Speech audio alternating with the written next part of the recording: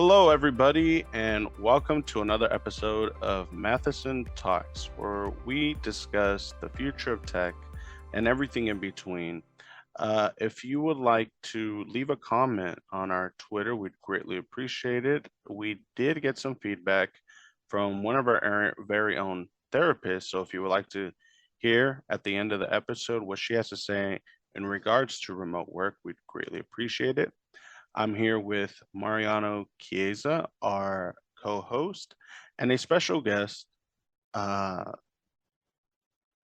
Carla Chinski. I hope I pronounced that right, where she'll discuss how to be successful as a technical writer in the tech industry.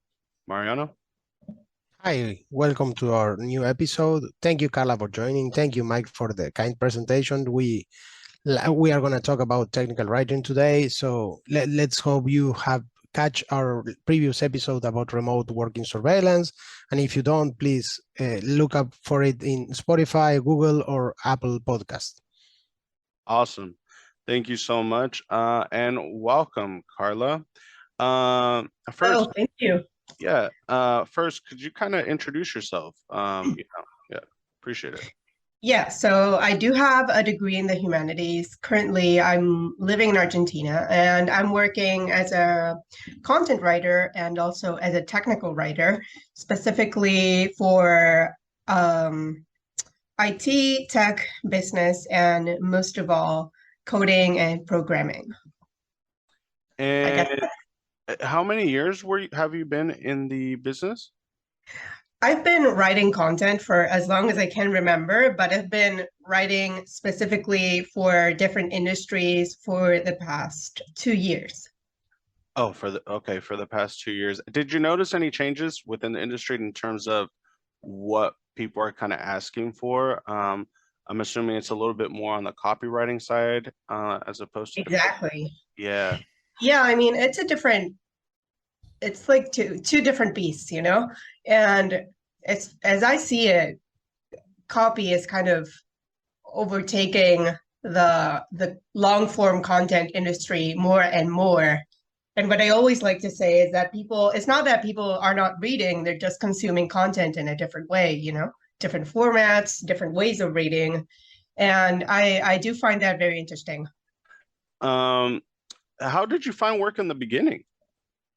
Well, you know, I had a network of people who helped me out, and I didn't really know anyone in the industry. So it's all about just sending your CV everywhere. And having a degree in the humanities and in creative writing has honestly helped me quite a bit when I was trying to find my first gigs, so to speak. Understood. But it's definitely hard. I mean, it's hard. It's a hard industry to get into because as a bilingual person, it's easier. But as an Argentinian, because I do live in Latin America, it's way harder for maybe other people who want to get into business, not starting from the US, you know? Do you find a lot of recruiters actually look for bilingual writers? I'm not sure, to be honest. I think what's more important, it's more important that you speak and write correctly, and that you understand brand voicing, brand tone, and how to always remember what you're selling, what you're trying to say, you know, in the name of the company, than to be bilingual. I think it's just the way you handle language. Does that make sense? Understood. So it kind of goes in with like experience. So I'm assuming you have a lot of experience. And were you writing other things before you like broke into the tech industry? Yeah, I was writing.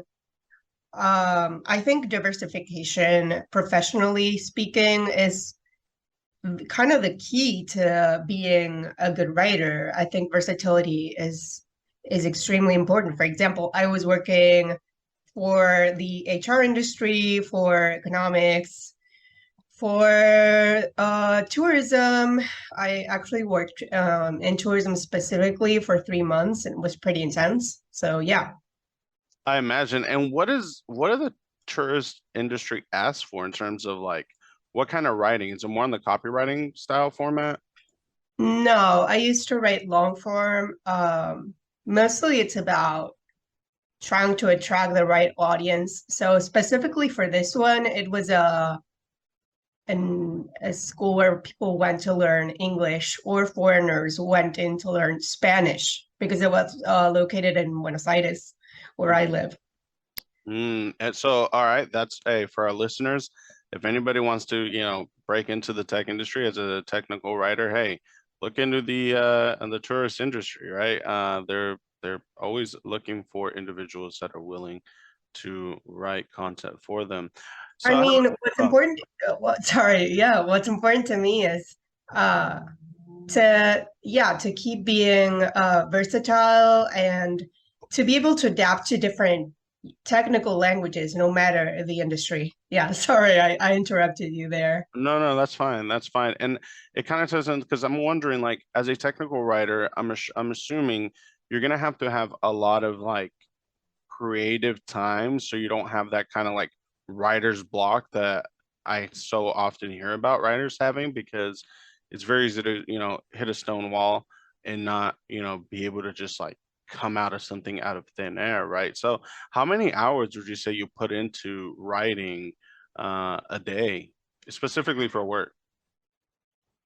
Well, since I'm a fast worker, I would say I work more like by shifts and objectives than by sticking to a specific timeline. And I think what I really a lot don't. of understood. So I think like what a lot of people would kind of think is like, what's the work-life balance like? Like in terms of being able to, all right, I'm gonna write for the shift, but I don't want to think about it outside of work. Like there's some, careers where you're almost forced to think of your work outside of work. What is it like for a technical writer? Yeah, well, I think no matter the industry, I mean, in my case, it's working with coding, programming, IT, and coming up with examples for app development all the time. So I do, no matter, how much the industry you're working for, you need to uh, take into account that you're gonna need a lot of time for your education. So I think that's almost as important as the writing process. And also another thing that I think is key is to keep on your toes by reading creatively, doing creative work, because that's what personally got me into the business. It's just being creative. And I know people are kind of gonna think, all right, I want to be a writer, but I know I'm gonna hit a stone wall. I know I'm gonna get writer's block. And for those people that are kind of like scared of that, what would you suggest? Like, how do you, kind of push forward when you do have a writer's block, if you have any? I'm thinking, sometimes I understand that in the context of specific work, you can't afford to have writer's block. But in my personal life, as a writer, I don't really believe in not respecting the time for writer's block. I do give it like a space, in order Mm, to when I do continue with writing, I do it from a different perspective and not just like hate it like 3 minutes in. mhm. All right. Well, and kind of like with the skills, that's another thing that I want to kind of dive into is what are like some important skills to learn or master as a technical writer? Well, of course, there's some musts for me, because I'm kind of a grammar nerd. So grammar, punctuation, spelling is very important. But if you only have that and you have no eye for marketing or content marketing, it's not gonna be any good. Hmm. So I have to think, have to sit on this one for a bit.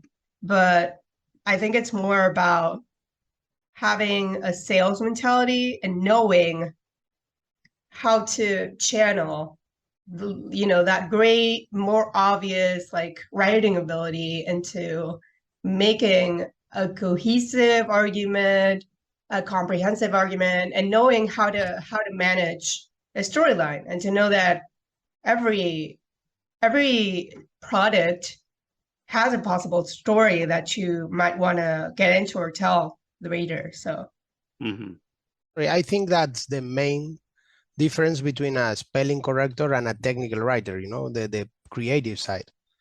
Because it's like Carla said, you need to be not only a good writer, because you can train that, but you need to be as creative and as introduce or get into the product as you can, because you need to know what people will cherish about the product, about the company, about what you want to sell, not only to write, because if not, you are going to be only a spelling corrector or a corrector, or not only that. You'll be like Grammarly, something like that, right? Yeah, I mean, on that note, I think that building up from what Mariano said just now, it's important to, if someone gives you a guide as to what you have to write, and if someone tells you, we want our document or our book or our article or whatever to have these features and to have these sort of to cover these topics, you can't be that creative, and you have to be okay with the fact that you can be creative whenever you want. So that's important to me. Are there any like books or information sources that like you recommend for people to kind of like start learning or dive into the field? Yeah, sure. So I really like this book called The Elements of Style by William Strunk and E.B. White. I'm sure you guys can look it up, and it will pop up. It was used, in the 60s and 50s when the function of the copywriter in newspapers and the fact checkers started to become like big figures in the journalism industry. And I find it to be a very illuminating book. But whatever you read, I mean, from the dictionary to the kind of loosest guide ever, you have to keep in mind that you need to, break the rules, and whatever rules that author is setting comes from a specific context, even a historical context, like the one I mentioned for like this guide, The Elements of Style. So that would be my number one advice when going to an external source for inspiration. I appreciate that. Thank you. All right. So Elements of Style, for those listening, check it out. You're hearing this recommendation from an expert. And don't be afraid of the dictionary. Oh, wow. Or the thesaurus, right? Yeah, the dictionary, thesaurus, everything else. That would be like the Bible for a technical writer, if you think about it, right? Yeah, of course. And I have a final question, and this is kind of like alludes to kind of like, your future as a technical writer, because you kind of mentioned in the beginning, like, copywriting is kind of taking the front stage, but there's also new content that is also taking the front stage, and that is obviously short reels like TikTok.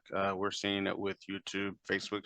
They're all turning into video, because video right now is kind of taking the limelight. So for those like kind of like on the fence, how do you feel about that taking your place as a technical writer, and if you even have that fear? Actually, I don't. I think maybe I'm being naive about it. I still don't know. I mean, being that there are artificial intelligences out there that can write text for you, I think, we have to take into account the difference between different media. As someone who studied film, actually, I find it interesting because today we have an image-centric world, right?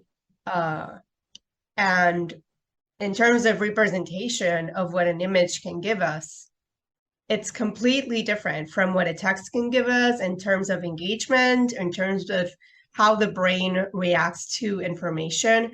So I think that competition between image and text In fact, it has already been studied by this theorist called Roland Barthes in the 70s, which if you want to read more on that kind of struggle between image and text, there's a text called, let me see. Yeah, image and text, actually. All right. Image and text. Pretty basic. Yeah. We can't forget that. Image and text. Yeah, and he's a very well-known French theorist, but maybe I'm getting too specific. Anyway, yeah, that's kind of my answer for now. Mariano? No, but actually also to add to what Carla is saying, you can have shorts, you can have blogs, vlogs or videos, YouTube or whatever, but text is going to be always more deep. It's going to be more detailed, and it's going to be easier to search in Google. And that's how people search for content now. If you want to search about what Carla is explaining, you will search in Google and they will direct to a short video if the title it's matches, but if not, you're going to be sent to a text, and that's better. That's a good point. Yeah, that's very interesting. I hadn't thought of that actually. Well, there's also the YouTube search bar, so I'm not sure. I find it interesting how, but maybe it's another topic completely, how YouTube, Google, and those enterprises that we used to search for content are now having their own particular services for users, keeping in mind like searchability, and particularly video searchability.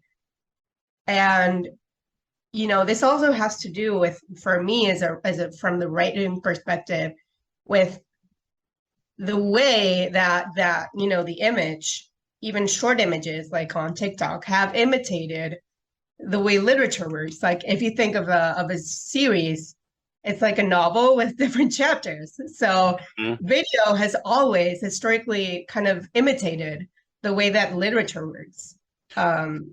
I think that's interesting. Yeah, that's a good point. Yeah, if you search on Google, you're going to get a website and you're going to get content on it. And that's another point too, that YouTube is actually the number 2 in terms of when somebody's searching for something. So I think there's probably a preference. Me personally, I always check Google first. I go to the website because I feel like I'm going to get more information, more in-depth information, rather than, a video where I gotta like skip through to find exactly what I need, right? Right. Well, thank you so much for your time. I appreciate it very much. Thanks for having me. All right. Now we want to kind of go back to our previous episode where we discussed remote work surveillance. And we kind of had a discussion with one of our very own in-house therapists.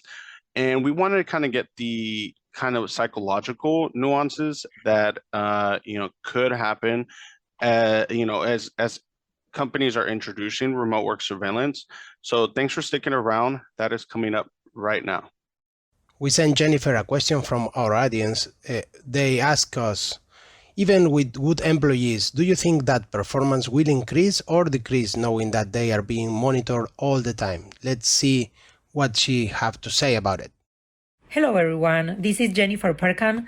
Thanks for inviting me today. I think that this topic is super relevant, super current, and this question is very interesting to discuss. If we think about a job, if we think about work, we need to think about people, our people. We work in teams. We work with managers. We work with employees. We have a structure. And I think that the most important part in this structure is to cultivate trust. As an employee, I need to trust in my leadership, and leadership needs to trust in their team, in their colleagues. Maybe Paul needs to spend, 1 hour typing. But maybe while he's typing, he's doing brainstorming. And it's something very important too. So we can't think that all the employees are going to spend the same time doing something, because we are going to erase. We are not going to consider that they are different individuals. We are not machines. We are people working with machines. Thank you, Jennifer, for your reply. It was really insightful, and it gives us a new edge to think about the remote work surveillance and how this will affect employees, even the good employees at work. So yeah, this has been another episode with Carla Chinski, where we kind of discussed, the ins and outs of being a technical writer in the tech industry. If you could, please give us a like or share on our socials. We'd greatly appreciate it. It's going to get the word out. It's going to help us spread. And Mariano? Yeah, if you want to ask any questions about this topic or the previous one, just give it a shout in at Mathison Talks, and we will answer this in next episodes. All right, much appreciated. Thank you so much, guys. And you all have a great rest of your day.